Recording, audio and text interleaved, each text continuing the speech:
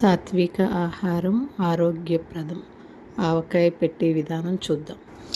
శాంతి బీకేస్ కిచెన్కి వెల్కమ్. ఈరోజు సరికొత్త ఆవకాయ పెట్టుకునే విధానం చూద్దాము. ఇది ఎప్పుడు కూడా మీరు విని ఉండకపోవచ్చు. ఆవకాయ అంటేనే కారం, ఉప్పు, రకరకాల పౌడర్లు దాంట్లో మిక్సింగ్ చేస్తే ఆ రకమైన ఆవకాయ.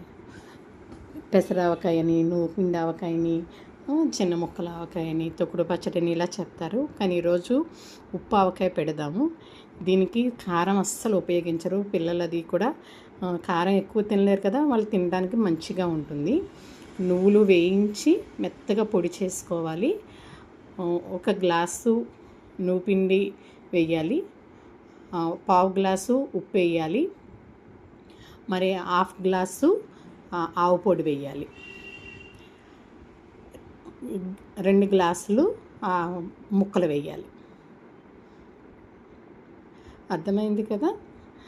కొంచెం పసుపు, జీలకర్ర పొడి 2 స్పూన్లు, మెంతి పొడి 2 స్పూన్లు వేసి ఇవన్నీ కూడా మిక్సీ జార్లో వేసి ఒకసారి అన్నీ రన్ చేస్తే మొత్తం అన్నీ మంచిగా కలుస్తాయి.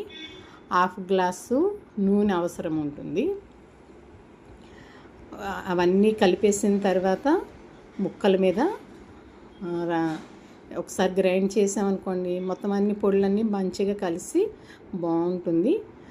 ఆ పొడంతా కూడా ఆవకాయ ముక్కలకి వేసేసి, నూనె కూడా ఎక్కువ కాదు, హాఫ్ గ్లాస్ అయితే నూనె సరిపోతుంది. ఉప్పు కారం లేకుండా ఆవకాయ ఏంటని అనుకోకండి, నిజంగా చాలా చాలా టేస్టీగా ఉంటుంది. ఫస్ట్ నాకు ఎవరో ఇస్తే ఇదేంటి ఏదో వెరైటీగా ఉంది ఆవకాయ, టేస్ట్ అయితే చాలా బాగుంది, అసలు కారం లేదు ఏంటి అని అనిపించింది.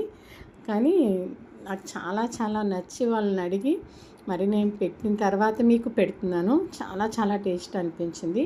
హాఫ్ గ్లాస్ అయితే ఆయిల్ వేస్తే సరిపోతుంది.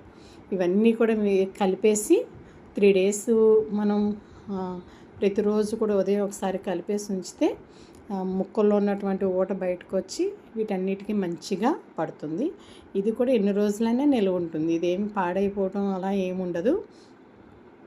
కానీ టేస్ట్ మాత్రం సూపర్. ప్రతిరోజు అదే కావాలని వేసుకుంటాం. మామూలు ఆవకాయని కూడా మర్చిపోయి 3 రోజులు అయిపోయిన తర్వాత చూసుకుని కొంచెం ఏమైనా సాల్ట్ తక్కువ అయిపోయింది అనిస్తే కొంచెం సాల్ట్ వేసుకోండి. తర్వాత గాజు బౌల్లోకి ఆరబెట్టి గాజు బాటిల్ని అప్పుడు అందులో తీసుకుని పెట్టుకుంటే ఎన్నాళ్ళైనా నిల్వ ఉంటుంది. ఇది కూడా